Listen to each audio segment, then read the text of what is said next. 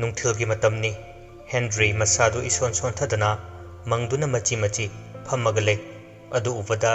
ꯖꯣꯅꯤꯒ ꯍꯦꯟꯔꯤꯒꯅ ꯀꯟꯅ ꯊꯦꯝꯖꯤꯟꯕꯤꯅꯕ ꯍꯣꯠꯅꯩ ꯅꯪ ꯌꯥꯝ ꯍꯦꯟꯅꯁꯨ ꯈꯟꯖꯤꯜꯂꯨꯔꯅꯨ ꯆꯠꯈꯤꯕ ꯍꯥꯏꯁꯤꯗꯤ ꯂꯣꯏꯔꯕꯅꯤ ꯆꯠꯈꯤꯕ ꯃꯥꯕꯨ ꯅꯤꯡꯁꯤꯡꯂꯒ ꯐꯪꯗꯣꯏꯕ ꯀꯥꯟꯅꯕꯁꯤ ꯑꯇꯩ ꯀꯔꯤꯁꯨ ꯅꯠꯇꯦ ꯑꯋꯥꯕ ꯈꯛꯅꯤ ꯑꯩꯈꯣꯏꯒꯤ ꯇꯧꯒꯗꯕ ꯊꯕꯛ ꯌꯥꯝ ꯋꯥꯠꯂꯤꯌꯦ ꯖꯦꯝꯁꯅ ꯃꯈꯥ ꯇꯥꯔꯛꯏ ꯍꯧꯖꯤꯛ ꯃꯇꯝ ꯂꯩꯔꯤꯉꯩꯁꯤꯗ ꯅꯨꯃꯤꯗꯥꯡ ꯇꯥꯁꯤꯜꯂꯛꯇ꯭ꯔꯤꯉꯩ ꯉꯔꯥꯡ ꯃꯩ ꯊꯥꯈꯤꯕ ꯌꯨꯝ ꯑꯗꯨꯗ ꯆꯠꯇꯨꯅ ꯑꯩꯈꯣꯏ ꯀꯔꯤ ꯀꯔꯤ ꯂꯩ ꯍꯥꯏꯕ ꯑꯗꯨ ꯈꯪꯕ ꯗꯔꯀꯥꯔ ꯑꯣꯏꯌꯦ ꯍꯦꯟꯔꯤ ꯇꯞꯅ ꯑꯩ ꯀꯔꯤꯃꯠꯇ ꯊꯥꯖꯔꯛꯇ꯭ꯔꯦ ꯐꯅꯗꯤ ꯀꯟꯅ ꯍꯣꯠꯅꯕꯅꯤ ꯑꯗꯨꯕꯨ ꯃꯇꯝ ꯄꯨꯝꯅꯃꯛꯇ ꯃꯥꯏꯊꯤꯗꯨꯅꯇ ꯂꯩꯔꯁꯤꯗ ꯑꯩꯈꯣꯏ ꯑꯃꯨꯛ ꯃꯈꯥ ꯇꯥꯅ ꯂꯩꯔꯒ ꯀꯔꯤ ꯀꯥꯟꯅꯗꯣꯏꯅꯣ ꯁꯤꯕ ꯉꯥꯏꯕ ꯅꯠꯇꯅ ꯖꯦꯝꯁꯅ ꯋꯥꯈꯜꯗꯣ ꯌꯥꯝ ꯄꯤꯛꯈ꯭ꯔꯦ ꯆꯠꯈ꯭ꯔꯤꯕꯗꯣ ꯅꯨꯄꯤ ꯃꯆꯥ ꯑꯗꯨꯒꯤ ꯅꯪꯅ ꯂꯩꯍꯧꯔꯤꯕ ꯈꯨꯟꯖꯥꯁꯤꯡꯒꯤ ꯈꯟꯗꯕ ꯇꯧꯒꯅꯨ ꯍꯦꯟꯔꯤ ꯀꯞꯄꯒ ꯄꯨꯝꯅꯃꯛ ꯑꯩꯒꯤ ꯊꯥꯖꯕꯒꯤ ꯋꯥꯡꯃꯗ ꯂꯩꯈ꯭ꯔꯦ ꯑꯩꯈꯣꯏ ꯍꯣꯠꯅꯗꯕꯗꯤ ꯅꯠꯇꯦꯗꯅ ꯊꯋꯥꯏꯁꯦ ꯈꯨꯕꯥꯛꯇ ꯍꯥꯞꯄꯒ ꯀꯟꯅ ꯍꯣꯠꯅꯔꯤ ꯑꯗꯨꯕꯨ ꯏꯈꯨꯠꯁꯤꯗꯒꯤ ꯃꯨꯟꯗꯨꯅ ꯂꯣꯏꯅ ꯄꯨꯕꯤꯈꯤꯕꯅꯤ ꯍꯣꯔꯦꯟ ꯀꯔꯝꯕ ꯐꯤꯕꯝꯗ ꯇꯧꯔꯛꯀꯅꯤ ꯍꯥꯏꯕ ꯈꯪꯕ ꯉꯝꯕ ꯅꯠꯇꯦ ꯅꯍꯥꯟꯈꯩꯗꯤ ꯕꯨꯠ ꯕ꯭ꯔꯦꯗ ꯈꯔ ꯊꯥꯗꯣꯛꯑꯒ ꯁꯥꯟꯅꯕꯅꯤ ꯑꯗꯨꯕꯨ ꯉꯁꯤꯗꯤ ꯃꯍꯥꯛ ꯑꯗꯨ ꯃꯤ ꯇꯪꯈꯥꯏ ꯕꯨꯠ ꯇꯪꯈꯥꯏ ꯑꯣꯏꯗꯨꯅ ꯆꯍꯤꯡ ꯆꯥꯕ ꯑꯃꯒꯨꯝ ꯇꯝꯊꯤꯔꯛꯑꯅꯤ ꯃꯁꯤ ꯑꯩꯈꯣꯏꯅ ꯈꯟꯗꯕ ꯌꯥꯗꯦ ꯅꯨꯡꯊꯤꯜ ꯑꯣꯏꯕꯅꯤꯅ ꯈꯔꯗꯤ ꯐꯔꯦ ꯌꯨꯝꯗꯨ ꯑꯅꯝꯕꯅ ꯃꯩꯅꯗꯤ ꯂꯣꯏꯅ ꯆꯥꯛꯈ꯭ꯔꯦ ꯑꯗꯨꯕꯨ ꯐꯛꯂꯥꯡꯗꯨ ꯌꯥꯝꯅ ꯊꯥꯕꯅ ꯃꯔꯝ ꯑꯣꯏꯔꯒ ꯀꯥꯊꯦꯛꯇꯨꯅ ꯃꯨꯁꯤꯟ ꯃꯨꯗꯨꯅ ꯂꯩꯔꯤ ꯐꯤꯕꯝꯗꯤ ꯇꯥꯗ꯭ꯔꯦ ꯃꯈꯣꯏꯗꯨ ꯂꯩꯔꯤꯕ ꯎꯠꯁꯤꯡꯗꯨ ꯑꯃꯗꯤ ꯄꯣꯠꯁꯤꯡꯗꯨ ꯏꯟꯊꯣꯛꯇꯨꯅ ꯁꯨꯝ ꯂꯥꯛꯂꯦ ꯑꯗꯨꯕꯨ ꯌꯨꯝꯗꯨꯗ ꯃꯈꯣꯏ ꯀꯔꯤ ꯊꯤꯗꯣꯏꯅꯣ ꯍꯥꯏꯕ ꯑꯃꯠꯇ ꯊꯤꯐꯝ ꯈꯪꯗ꯭ꯔꯦ ꯉꯔꯥꯡ ꯃꯨꯛꯇꯥꯅ ꯁꯤꯈꯤꯕ ꯃꯐꯝ ꯑꯗꯨꯗ ꯂꯥꯛꯄꯗ ꯃꯨꯛꯇꯥꯒꯤ ꯑꯁꯤꯕ ꯍꯛꯆꯥꯡ ꯑꯗꯨꯁꯨ ꯂꯩꯔꯝꯗ꯭ꯔꯦ ꯉꯛꯅ ꯃꯐꯝꯁꯤꯗ ꯑꯁꯤꯕ ꯍꯛꯆꯥꯡꯗꯨ ꯂꯩꯍꯧꯕꯅꯤ ꯃꯩꯅ ꯇꯨꯝꯅ ꯆꯥꯛꯈ꯭ꯔꯕ ꯖꯥꯠꯂꯥ ꯖꯦꯝꯁꯅ ꯊꯥꯖꯗꯦ ꯆꯥꯛꯈ꯭ꯔꯁꯨ ꯀꯔꯤꯒꯨꯝꯕ ꯈꯔꯗꯤ ꯂꯩꯐꯝ ꯊꯣꯛꯏ ꯃꯈꯣꯏꯁꯨ ꯆꯪꯗꯨꯅ ꯀꯔꯤ ꯀꯔꯤ ꯌꯦꯡꯂꯤ ꯌꯥꯝ ꯀꯟꯅ ꯁꯣꯝꯗꯅ ꯏꯃꯨꯡ ꯑꯃꯗꯅꯤ ꯅꯨꯡꯊꯤꯜ ꯄꯣꯕꯣꯞꯅꯤ ꯍꯥꯏꯅ ꯃꯈꯣꯏꯅ ꯀꯔꯤꯁꯨ ꯈꯟꯗꯅ ꯂꯩꯔꯤ ꯅꯨꯄꯥ ꯑꯃꯅ ꯏꯃꯨꯡꯗꯒꯤ ꯆꯪꯂꯛꯑꯒ ꯀꯔꯤꯒꯨꯝꯕ ꯑꯃ ꯂꯧꯊꯣꯛꯅꯕ ꯇꯧꯔꯤꯉꯩ ꯃꯅꯝ ꯑꯃ ꯅꯝꯃꯛꯏ ꯀꯩ ꯃꯅꯝꯅꯣ ꯁꯤꯕꯣ ꯃꯤ ꯃꯩ ꯊꯥꯕꯒꯤ ꯃꯅꯝ ꯅꯠꯇ꯭ꯔꯅꯦ ꯑꯁꯤ ꯍꯥꯏꯔꯒ ꯀꯣꯌꯦꯡ ꯌꯦꯡꯂꯛꯄꯗ ꯃꯊꯛꯀꯤ ꯁꯥꯏꯖꯤꯟꯗ ꯇꯣꯃꯥꯜꯒꯤ ꯃꯩ ꯆꯥꯛꯂꯕ ꯇꯝꯊꯤꯔꯕ ꯃꯑꯣꯡꯗ ꯌꯦꯡꯗꯨꯅ ꯂꯩꯔꯝꯃꯤ ꯅꯨꯄꯥ ꯑꯗꯨ ꯄꯥꯈꯠꯅ ꯂꯥꯎꯒꯦ ꯇꯧꯕꯒ ꯅꯪꯗꯦ ꯍꯦꯛꯇ ꯆꯣꯡꯁꯤꯜꯂꯛꯏ ꯑꯁꯨꯝꯅ ꯃꯌꯥꯝꯒꯤ ꯑꯆꯤꯠ ꯑꯀꯣꯝ ꯌꯦꯡꯗꯨꯅ ꯍꯥꯟꯅꯗꯒꯤ ꯍꯦꯟꯅ ꯇꯣꯃꯥꯜ ꯁꯥꯊꯤꯕꯅ ꯂꯣꯏꯔꯦ ꯉꯥꯏꯍꯥꯛꯀꯤ ꯃꯇꯨꯡꯗꯅꯤ ꯏꯃꯨꯡꯗ ꯅꯨꯄꯥ ꯑꯃ ꯁꯤꯗꯨꯅ ꯂꯩꯔꯝꯂꯦ ꯍꯥꯏꯅ ꯀꯣꯏꯔꯥꯎ ꯂꯥꯎꯅꯔꯛꯂꯤ ꯍꯦꯟꯔꯤ ꯈꯣꯏꯅ ꯃꯈꯣꯏꯅ ꯃꯨꯛꯇꯥꯒꯤ ꯑꯁꯤꯕ ꯍꯛꯆꯥꯡ ꯑꯃꯗꯤ ꯀꯔꯤ ꯀꯔꯤ ꯂꯩꯔꯤ ꯍꯥꯏꯅ ꯊꯤꯔꯝꯕꯗꯒꯤ ꯃꯌꯥꯝꯅ ꯂꯥꯎꯅꯕ ꯀꯩꯗꯧꯕ ꯃꯌꯥꯝꯗꯨ ꯇꯥꯕꯗ ꯃꯐꯝꯗꯨ ꯇꯝꯅ ꯂꯥꯛꯏ ꯑꯣꯏꯔꯝꯂꯤꯕ ꯃꯇꯧ ꯑꯗꯨ ꯑꯉꯛꯄꯅꯤ ꯅꯨꯄꯥ ꯑꯗꯨꯒꯤ ꯃꯉꯛꯇ ꯆꯤꯛꯇꯨꯅ ꯃꯥꯒꯤ ꯈꯧꯔꯤꯒꯤ ꯎꯇꯣꯡꯗꯨ ꯆꯤꯛꯈꯥꯏꯔꯒ ꯍꯥꯠꯄꯅꯤ ꯁꯤꯗ ꯅꯠꯇꯅ ꯇꯣꯃꯥꯜꯅ ꯏ ꯀꯌꯥ ꯆꯤꯡꯈꯤꯕꯒꯤ ꯌꯥꯈꯨꯜ ꯇꯥꯔꯝꯃꯤ ꯇꯧꯔꯤꯕ ꯃꯇꯧ ꯑꯁꯤ ꯎꯕꯗ ꯑꯉꯥꯡ ꯅꯨꯕꯤꯗꯒꯤ ꯍꯧꯅ ꯀꯞꯄ ꯂꯥꯎꯕꯗ ꯂꯩꯔꯤ ꯈꯨꯜ ꯑꯁꯤꯗ ꯂꯩꯕ ꯉꯝꯃꯔꯣꯏ ꯍꯥꯏꯗꯨꯅ ꯆꯠꯅꯕ ꯇꯧꯕꯁꯨ ꯌꯥꯎꯔꯤ ꯖꯣꯅꯤꯅ ꯀꯩꯅꯣ ꯇꯧꯔꯤꯁꯤꯕꯣ ꯍꯥꯟꯅꯩꯅ ꯕꯨꯠ ꯁꯥꯟꯅꯔꯝꯕꯅꯤ ꯍꯧꯖꯤꯛꯅ ꯐꯤꯕꯝ ꯑꯃ ꯇꯧꯔꯛꯏꯅꯦ ꯀꯩꯅꯣ ꯑꯩꯈꯣꯏꯅ ꯇꯧꯗꯣꯏꯁꯦ ꯖꯦꯝꯁꯅ ꯑꯩꯈꯣꯏꯅ ꯃꯥꯕꯨ ꯂꯥꯛꯅ ꯐꯥꯅꯗꯣꯏꯁꯦ ꯋꯥꯗꯧꯔꯤꯗ ꯃꯨꯛꯇꯥꯗꯨ ꯂꯩꯔꯝꯃꯗꯤ ꯃꯥꯅ ꯀꯔꯤꯒꯨꯝꯕ ꯈꯔꯗꯪ ꯑꯣꯏꯔꯕꯁꯨ ꯍꯥꯏꯔꯕꯗꯤ ꯑꯩꯈꯣꯏ ꯁꯣꯏꯗꯅ ꯈꯪꯒꯅꯤ ꯍꯦꯟꯔꯤꯅ ꯃꯗꯨ ꯄꯨꯝꯅꯃꯛ ꯇꯣꯛꯈ꯭ꯔꯣꯅꯦ ꯀꯔꯝꯅꯅꯣ ꯑꯌꯨꯛ ꯅꯨꯡꯊꯤꯜꯁꯤꯗ ꯃꯥꯅ ꯆꯦꯟꯗꯨꯅ ꯂꯣꯠꯂꯤꯕꯁꯦ ꯕꯨꯠ ꯕ꯭ꯔꯦꯗ ꯇꯧꯅ ꯃꯨꯛꯇꯨꯅ ꯆꯠꯄꯗꯤ ꯅꯠꯇꯦ ꯇꯝꯊꯤꯕ ꯃꯤ ꯑꯃ ꯑꯣꯏꯔꯕꯁꯨ ꯃꯥ ꯍꯧꯖꯤꯛ ꯀꯥꯏꯗꯨꯅ ꯂꯩꯔꯝꯗꯣꯏꯁꯦ ꯍꯥꯏꯅꯔꯤꯉꯩ ꯇꯟꯖꯥꯗꯨꯗ ꯃꯐꯝ ꯑꯃꯗ ꯂꯣꯠꯇꯨꯅ ꯂꯩꯔꯦ ꯍꯥꯏꯅ ꯂꯥꯎꯅꯔꯛꯏ ꯈꯨꯟꯖꯥꯁꯤꯡꯗꯨꯁꯨ ꯃꯈꯨꯠꯇ ꯊꯥꯡ ꯇꯦꯟ ꯀꯔꯤ ꯄꯥꯏꯗꯨꯅ ꯀꯣꯏꯆꯦꯟ ꯍꯦꯛ ꯆꯦꯜꯂꯤ ꯑꯗꯨꯕꯨ ꯍꯦꯛꯇ ꯎꯅ ꯃꯤꯠꯃꯥꯡꯗ ꯃꯥꯡꯈꯤꯕꯅꯤ ꯃꯁꯤꯅ ꯃꯌꯥꯝꯁꯤꯅ ꯃꯤꯄꯥꯏꯅꯕ ꯍꯥꯏꯕꯗꯨ ꯑꯣꯏꯔꯦ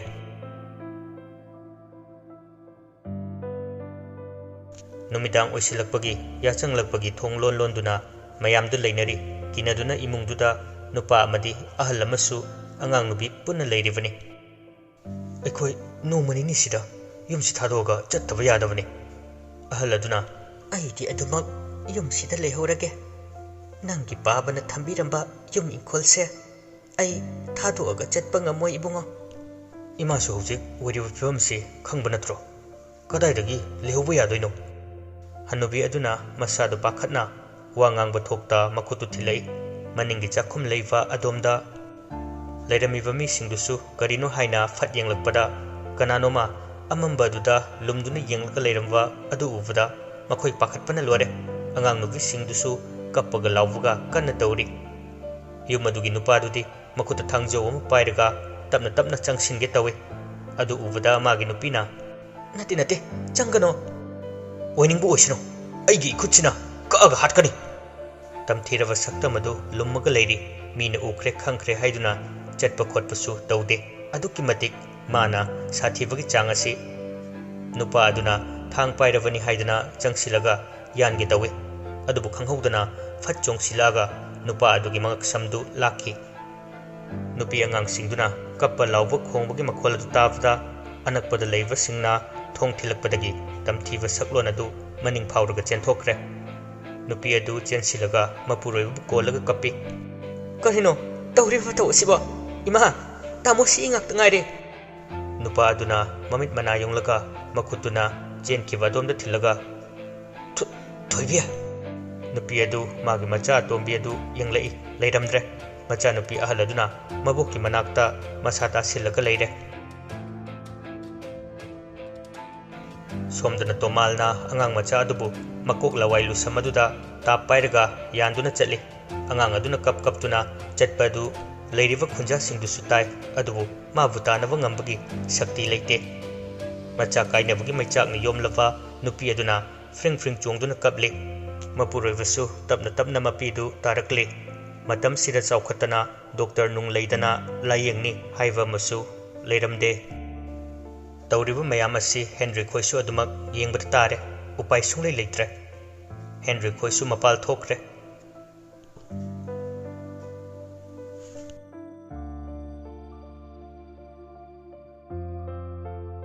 numidang adu makhoi yumda adumak leire makhoine hekta tawba ngambagi sakti gi wangmada leire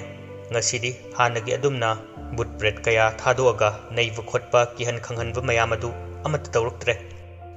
James na linna maku huraga masado amuk nauthoga chatpado aduga chap mane makhoi asi magi maku oiriva muktana manung matam chadna leikhidava asina mahak tamthiba misak amagi saklon oikivani aduga mana mi hatpa chawa I thakpa tawriva sing asiri hana mi dauna leiringai tawraaba thabak amani Henryna hanadagi amukka hena tamthikhreni sidia Santina aikhoisu khulasi thadoga chatpa tabani mi anambana nomani ni sida yum thadok tuna chanaga dawre ima madu hektu yaroine aikhoisu karigumba kharadi tawbadai Jonina khangde voidi but on krasira khangde masini aina huji kanna khalibase Henryna hoine on krone nangna but on baga but nupi chopa mu hawrakadoini sia ibo admainde harakanu he nang namogdu chopado adaidi ibo nang yairani James na aikoi karigumba khara tawnava tawsi karisu nattaba wathi warem sanaraga ngangna doigi tawle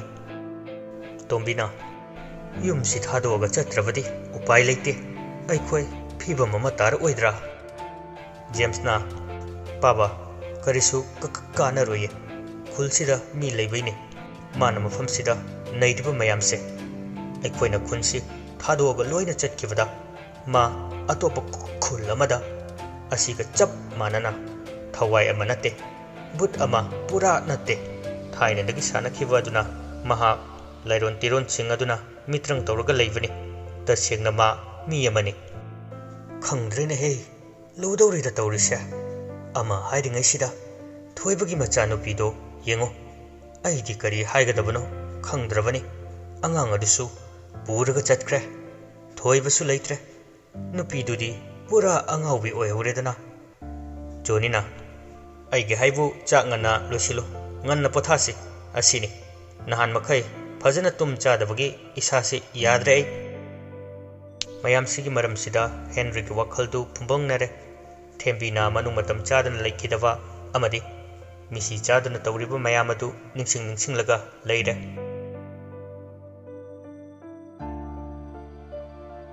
नुमिदांगी खरा थेंगलप तौवा अद्वाइदनी लेसाबी मचा अमा थबक इंखांग लोइरब मतुंगदा फमुंगदा चंगलई मखुत्ता मई अमसु पाइरी अदुगा फमांगदुदा थमगा फमुंगदा काखल्ली अमुकसु लाई खुरुमदुना तुमथब हवे अदुबु मीसिंगसिगी वाखलदा अकीब कया लेबना मरम ओइरगा पाकना तुंबा यानदबनी ममादु चंगलागा इपेमा निंगथिना तुमुको किरासु इमाबु कौरओको थोंग थोंगनाव चेक्सिना लोलबा नत्रो होय इमा लोले यानिदा अय अदुम तुमगे ममादुसु थोंग थोंगनाव कैकै चेक तौबु खोटपा लोइरगा चंखरे नुपी मचा अदुसु तुंबा थेमदुना लेरी ngayakki tungdani famungdugi makhada koklawwa makhol ama tare laisabi macha adu masadu swai lawe masadu nikpana lore thangnawada leiriba mama khoibu kau phabu ngamdre maya ka ba thoktre amuksu tuminna karimata makhol ta khidre masu amuk karisu khandrena hogalaga famangda leiriba thangmaidu pairaga famungdugi makoktu yungtharei kangada kari leiribano haina yenglei langtrik langpa mit ani duna chadugi yengduna lerambadu ufada kanna tikhatana lawi ima tamthiraba tomalna khujin ho kai ho tawraga mamai duda khotki aduga namsile mama khoisu pakhana chensilakpani adubu nanghodre macha nupi gi mangak adu ina pungang ngang duna lerami thongna oduna sabak phakai hangka leramle tasengna mana tawriba si mikub ama khaktadani masana mahai kaya haiba amadi sanariba mayam asina तौगेद ngambani imungduna thangnava tanava haiduna koilau lauraga kaptuna leidi machagi asiba hakchang adu yenglaga mayamdusu kari taudoino khangdre nungaitana yengbanatana masiga ikan kanadana yum amadasu phaklang hogaire haiduna launarakpadagi mayam changlaga tomalbu tanava taurei handakti mayamna omsilaga tomalbu apai apaiwa pona thomlei adubu angakpani mahini yomlava tomalni mikuptuda mitrang tawraka mayamduna mabu uhan khidre mangkre mangkre karai chenkhrab ne yango una mayamduna koisilingai mangbasida mayamduna ngakna yingnaringai tanja adudani khanghodana leiriba mi mayamdu thangamana job yanba hore mayamdu kai duna chenai tomal amu urakle masadu ina punglu lupkhai adubu ma ubada mayamdu ngauduna kai chele tasengna mabu ngambinava mi amata leite haiduna mahak adukki matik napal kakre tawning bani mana tawduna leiriva khunja singdu law khungduna kai duna cheneri makhoi masagi yumda phawwa leigadava tasengna kire aduga amarumda henry khoisu ngasidi thoktanava leirivani makhoina pothana ringaida sumangda mi kaya langbugi makhol tare sida natana kappa lawbusu thong thinduna launare Henry thong se amukta hangune santi khoi tombi khoi su pakhana mai paiduna chenthore aduga thongdu hangduklubada yam khraba mi yamna makhogi yumda thomjilakle tombina kari tobu yaurbuge mayam siwa ahalamana nungaitana aikhoi yumda su amatta leiba ngamdre mahakna thong lona manungdi hekta changba ngame nupi angangdagi hauna amatta leiba ngamdre phaklang hogaiwaga migi kangkhada changduna leiraga midu hatpaga tamthiba mawong ngakta ngaire yangutu sida I thoktuna leibasing asi mana mitrang tawraga aikhoina phana manglaga hekta thangna yalakpani amana amuk haire aikhoidari chakhumda changlaga chak thiraga chadun leirame aina kimandana lawbudagi chapugadu puraga chenkhre henjinba wari kaya haptuna tambasu yauribani mayamsigi maraksida aduga soiba singadudi hida kai hapnaduna leibasu yauri tawriba mayam adu phibam amata tadre yengbada henry khoisu langnariba adu yengba tholukpada oiramiba phibam adu ngakpana lore mayamdu yumda hanjinba kinaduna henry khoida leirani haiduna haibadagi magi thokpa loina leinari machi da tumnava tawduna santi khoinasu imungdagi araiba firon charon kaya puthokduna piri nupi angang singduda angang nuvi singdi imungda leiba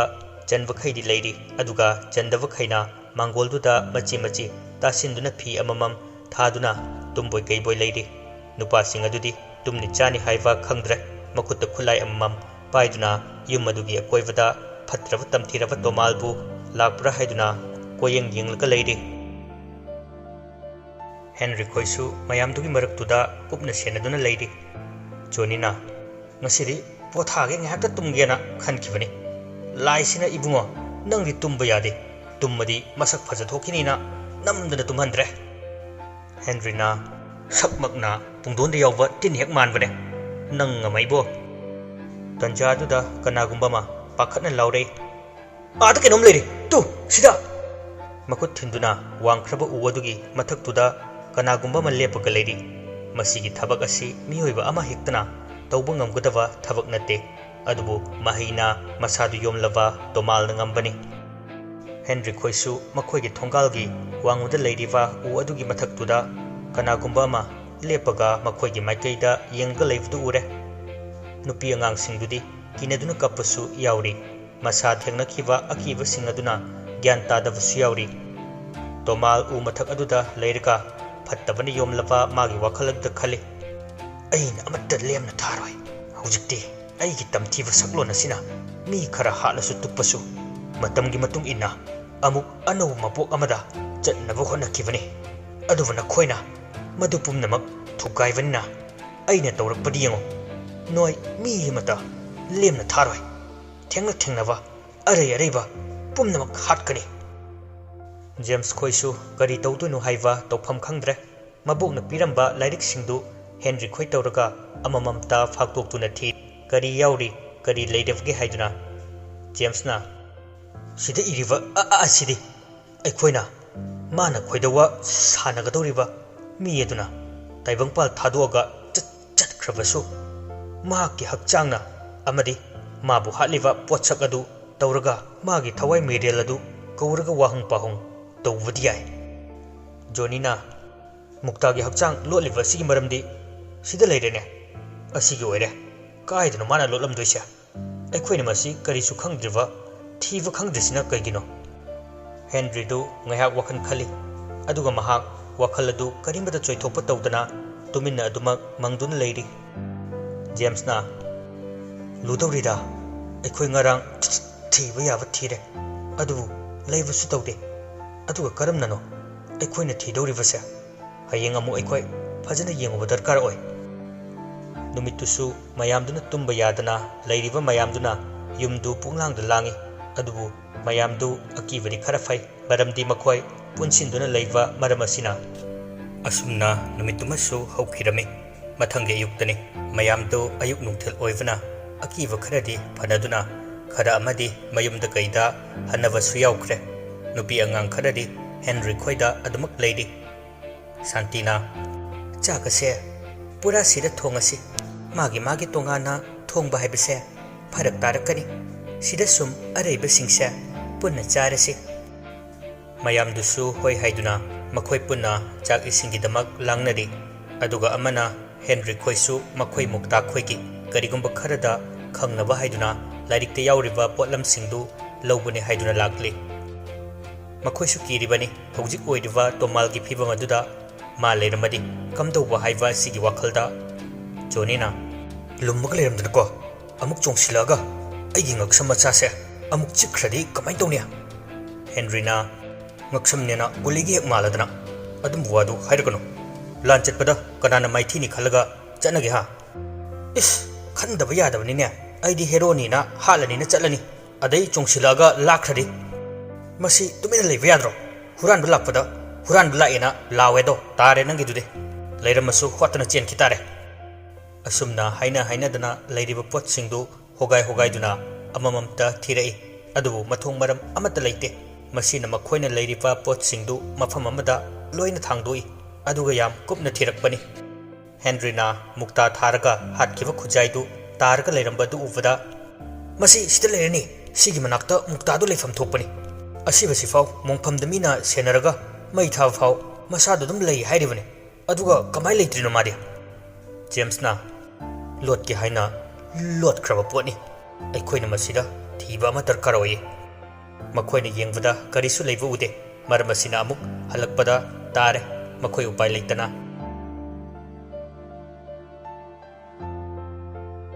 Tomalsu tumina leithokte ayuk nungthil khaktana mirai nare yengduna mi hatpasu leplamde